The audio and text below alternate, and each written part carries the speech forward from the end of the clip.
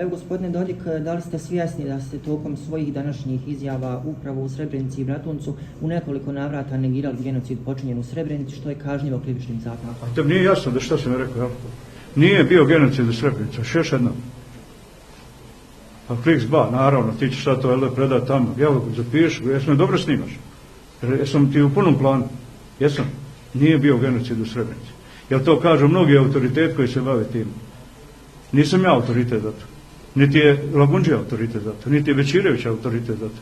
Autoritet su ljudi koji su čitav život svoj naučni uložili u to da znaju šta je to kvalifikacija. Pa smo ih slušali ovdje. To što vi njih ne slušate. A slušate ambasadore koji isto tako nisu autoritete, zato to je drugo pitanje.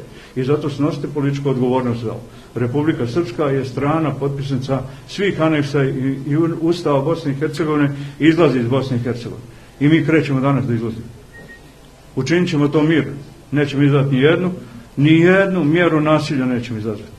A vi pokušajte da obezbedite ono što volite da pričate o funkcionalnoj Bosni i Hercegovini. Vidjet ćemo kako će sad funkcionaliti.